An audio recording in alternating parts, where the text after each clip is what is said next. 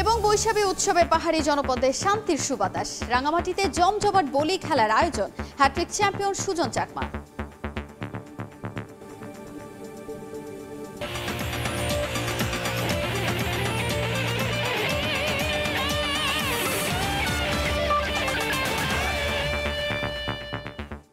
বিশ্বের নানা প্রান্তের খেলাধুলার খবর নিয়ে আমাদের নিয়মিত আয়োজন খেলার সময়, আর এই আয়োজনে আপনাদের সঙ্গে আছি তাজিন খন্দকার।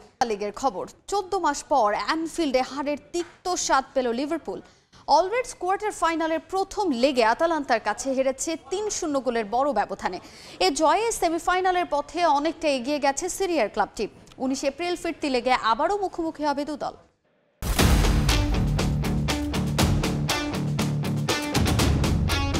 প্রিমিয়ার লিগ কিংবা ইউরোপ শ্রেষ্ঠত্বের মঞ্চ, চলতি মৌসুমে রীতিমতো হাওয়ায় ভাসছিল লিভারপুল। অলরেড আনফিল্ডে ছিল আরও ভয়ানক। ঘরের মাঠে তাদের সামনে পাত্তা পায়নি বড় বড় দলগুলো। এছাড়া এই মাঠে শেষ 33 ম্যাচে একটিতেও হারেনি লিভারপুল। যদিও এবার সেই মাঠেই তুলনামূলক সহজ প্রতিপক্ষ আতালান্তা লাগাম টেনে ধরেছে লিভারপুলের, দিয়েছে লজ্জা আর হতাশার হারের তিক্ত স্বাদ। ইউরোপা লিগের কোয়ার্টার ফাইনালের প্রথম লেগে আতালান্তার মুখোমুখি হয় লিভারপুল। প্রতিপক্ষের মাঠ হলেও ম্যাচের শুরু থেকেই বল নিজেদের দখলে রেখে আক্রমণের চেষ্টা আতালান্তার। তৃতীয় মিনিটেই সহজ সুযোগ, তবে দারুণ সেভ দেন গোলরক্ষক ক্যালেহার। ঘরের মাঠে চুপসে থাকেনি লিভারপুল, পাল্টা আক্রমণে যায় তারাও। তবে নুনেজ সুযোগটা কাজে লাগাতে পারেননি। 15 মিনিটে আরও একটা ভালো সুযোগ নষ্ট করেন তিনি। 38 মিনিটে আর ভুল করেনি আতালান্তা। জান লুকাস কামাকার গোলে এগিয়ে যায় সফরকারীরা। লিড পেয়ে উঠতে শুরু করে আতালান্তা। বিরতিতে যাওয়ার 1 মিনিট আগে আরও একটা গোলের সম্ভাবনা তৈরি করেছিল সিরিয়ার ক্লাবটি, তবে কাজে লাগেনি। ঘরের মাঠে লিড হারিয়ে বেশ চাপে পড়ে যায় লিভারপুল। দ্বিতীয়ার্ধে মরিয়া হয়ে ওঠে গোলের জন্য। যদিও সালা নুনেজরা একের পর এক আক্রমণ করলেও গোলের দেখা পায়নি অলরেডস। লিভারপুল না পারলেও 60 মিনিটে ব্যবধান দ্বিগুণ করেছে আতালান্তা। এবারের গোলটাও করেন জান লুকাস কামাকা। এরপর আর তাদের সামনে দাঁড়াতে পারেনি ক্লাব বাহিনী। 83 মিনিটে উল্টো আরও একটা গোল হজম করে অলরেড। এতে 3-0 ব্যবধানের জয় নিয়ে মাঠ ছাড়ে আতালান্তা। এ জয় সেমিফাইনালের পথে এক ধাপ এগিয়ে গেছে ইতালিয়ান ক্লাব। 19 এপ্রিল ফিরতি লেগে আবারও মুখোমুখি হবে দুদল। তামিম হোসেন, সময় সংবাদ। বৈশাখী উৎসবে পাহাড়ি জনপদে শান্তির সুবাতাস। রাঙামাটিতে আয়োজিত হলো জমজমাট বলি খেলা। হ্যাট্রিক চ্যাম্পিয়ন হয়েছেন সৃজন চাকমা। রাঙামাটির চিংলা মংমারি স্টেডিয়ামে অনুষ্ঠিত হয় এই খেলাটি, যেখানে পার্বত্য 3 জেলার 20 বলি অংশ নেন। খেলা দেখতে স্টেডিয়ামে ভিড় করেন অসংখ্য দর্শক। চ্যালেঞ্জ জানিয়ে মাঠে আসেন আগের দুবারের চ্যাম্পিয়ন রাঙামাটির সৃজন চাকমা। তাকে পাল্টা চ্যালেঞ্জ ছুড়ে দেন খাগড়াছড়ির উপ সিং বার্মা। 2 বলির মাঝে চলে দারুণ প্রতিদ্বন্দ্বিতা, তবে শেষ পর্যন্ত আধিপত্য ধরে রেখে শিরোপা জিতে নেন সৃজন চাকমা।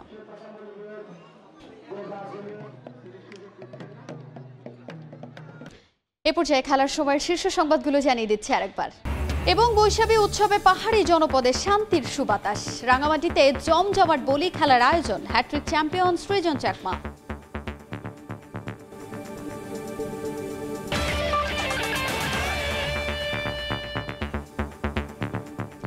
এই ছিল খেলার সময়ের এখনকার আয়োজনে। এবার চলে যাচ্ছি আমাদের ঈদ বিশেষ আয়োজন খেলার তারায়।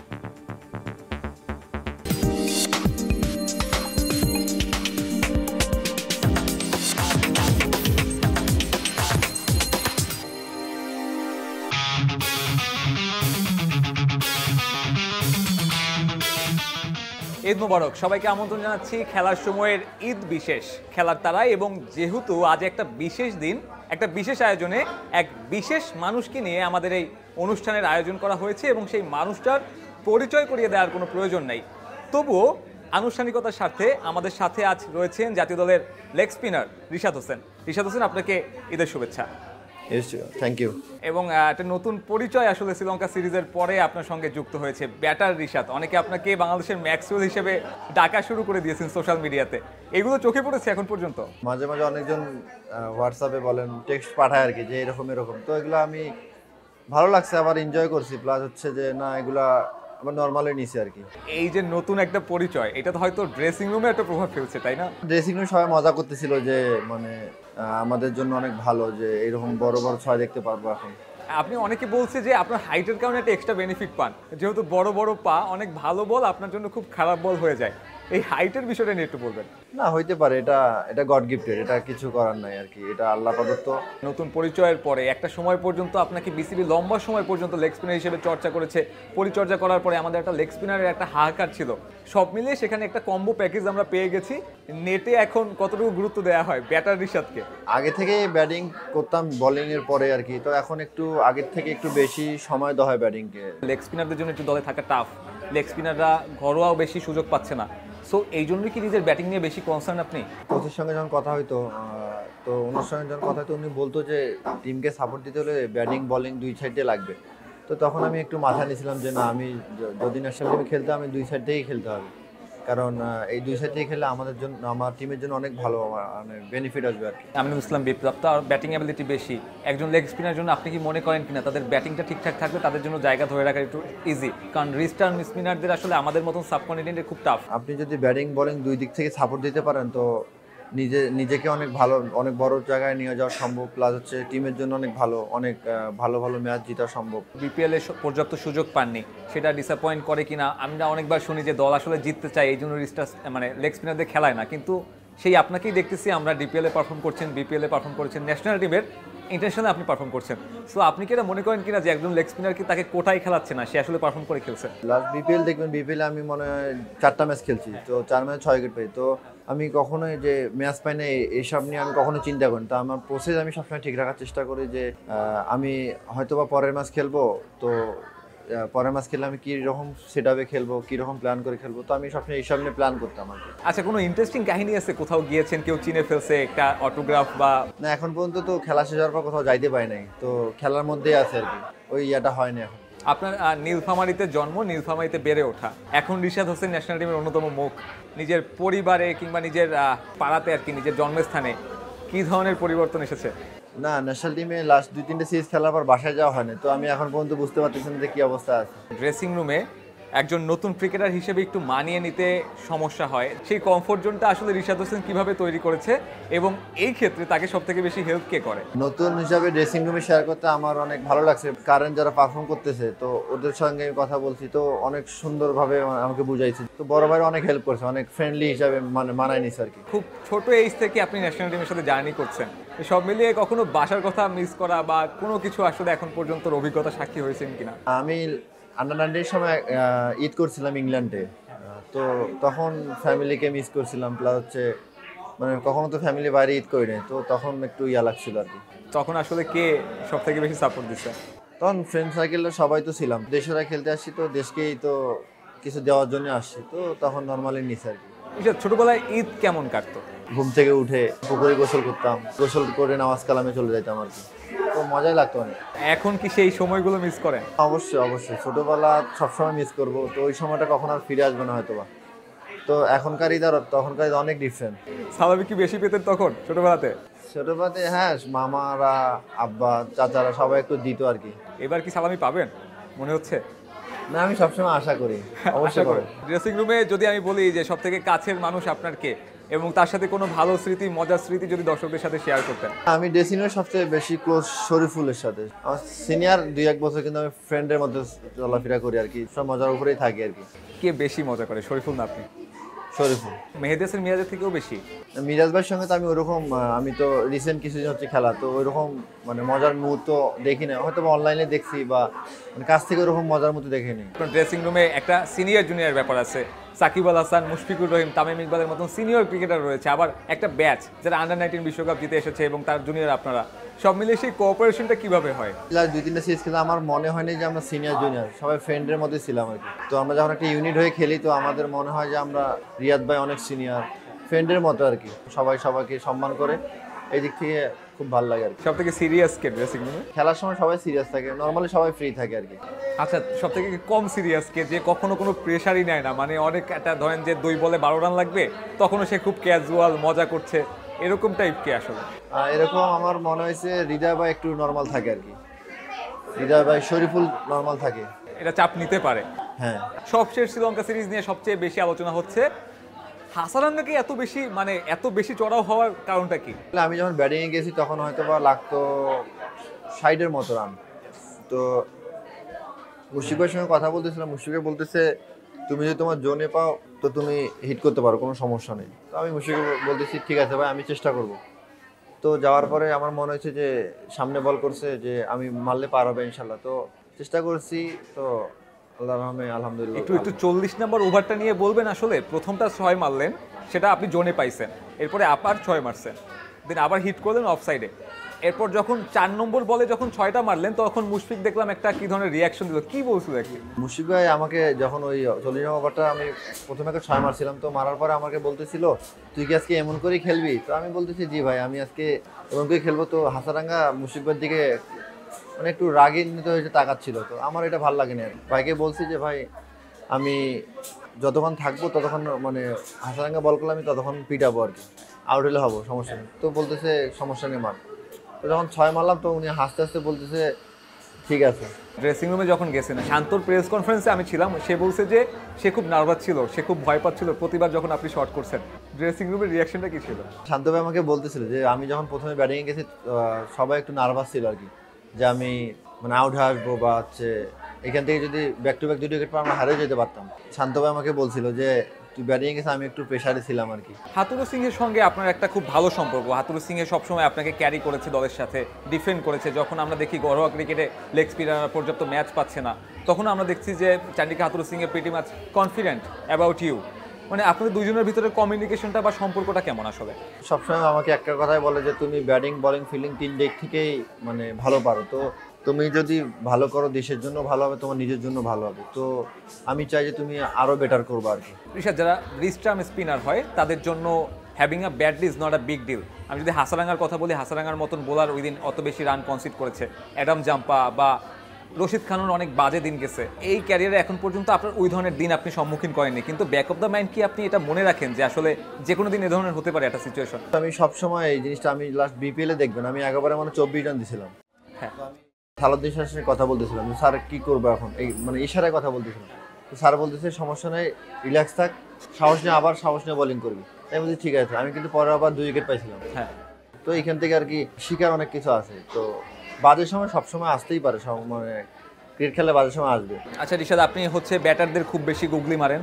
আপনার জন্য একটা গুগলি, একটা বোটে হচ্ছে একজনকে আপনি সেভ করবেন। আপনার কাছে একটাই বোট আছে, ওই বোটে একজনকে আপনি তুলতে পারবেন। 3 জন ব্যক্তিকে আপনার হচ্ছে তারা হচ্ছে আছে, তাদের মধ্যে সেভ করতে হবে একজনকে। সাকিব আল হাসান, তামিম ইকবাল আর শরীফুল ইসলাম। কাকে আপনি সেভ করবেন? শরীফুল ইসলাম অবশ্যই। সাকিব আল হাসান আর তামিমকে আপনি সেভ করবেন না? শরীফুলের সঙ্গে ছোট মানে যখন থেকে 19 থেকে শুরু, হ্যাঁ, তখন থেকে আমরা একসঙ্গে থাকতাম আর কি, একসঙ্গে বাসায় যাইতাম, ফ্লাইটে সবসময় ট্রাভেল করতাম, তো ফ্রেন্ডের মতো আর কি।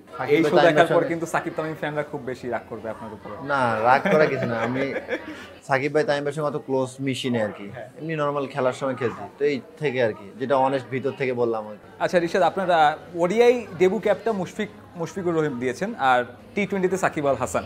আলাদা করে কোনো মেসেজ ছিল কিনা, কিংবা ওই মুহূর্তটা যদি একটু বলতেন? আমি প্ল্যান করছিলাম যে আগে থেকে যে আমার যদি ডেবু হয়, আমি ওয়ানডেতে মুশফিক ভাই যদি ছিল অপশন, তো মুশফিক ভাইয়ের কাছে আমি নিব, আর টি-20তে সাকিব ভাই ছিল, সাকিব ভাইয়ের কাছেই নিব, কারণ ওনাদের কাছে ক্যাপ নেওয়া তো অনেক বড় ব্যাপার একটা। সো আপনি রিকোয়েস্ট করে নিয়েছিলেন না, আমাকে অপশন দেওয়া হয়েছে, তো আমি বলছিলাম টি-20 সাকিব ভাই আর ওয়ানডেতে মুশফিক ভাই আর কি। আচ্ছা ঋষাদ, হচ্ছে যে মানে সব মিলে একটা ঈদের সময়, আর যেহেতু ঈদ নিয়ে আলোচনা, এবার ঈদে আসলে কি কি শপিং করেছেন একটু সত্যি করে বলবেন।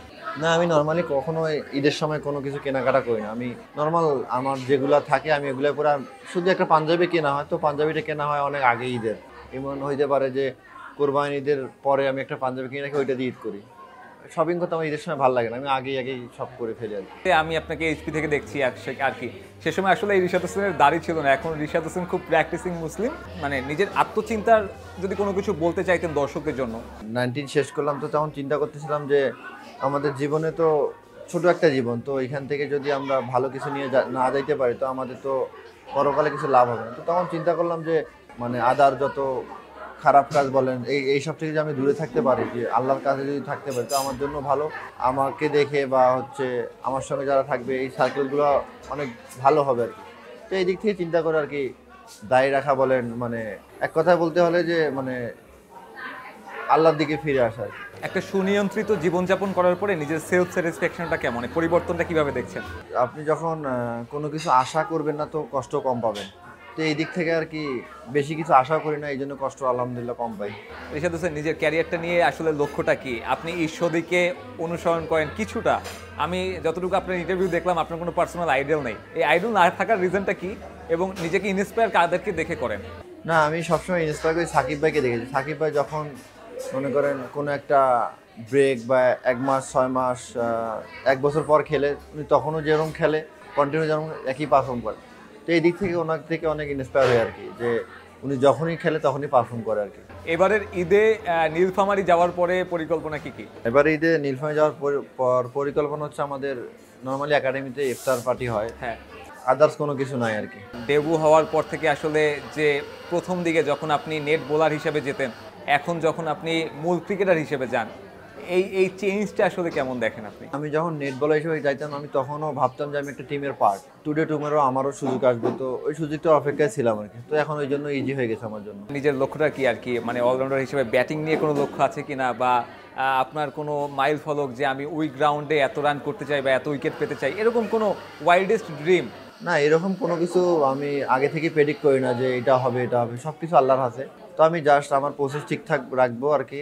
তো সামনে যতগুলো খেলা আছে বা যতগুলো ম্যাচ আছে, তো খেললে ইনশাল্লাহ চেষ্টা করবো ব্যাটিং বলিং ফিল্ডিং 3 দিক থেকে সাপোর্ট দেওয়ার। কিভাবে আমরা রিস্টার্ম স্পিনার বাড়াতে পারি বা তাদেরকে কতটুকু প্রায়োরিটি দেওয়া উচিত? Do you have any kind of suggestion? Normally এখন কোনো সাজেশনের কিছু নয়, যেহেতু আমি মাত্র ঢুকছি ন্যাশনাল টিমে, তো খেলি, ভালো খেলার চেষ্টা করব। আমরা ভালো করলেই না আরও অনেকজন সুযোগ পাবে। একজন অ্যাথলিট হিসেবে সাকিব আল হাসান বলি কিংবা বিরাট কোহলি বলি, সবাই একটু ডিপ্রেশন ডাউনের ভেতর থেকে যায়, কখনো আপস অ্যান্ড ডাউন।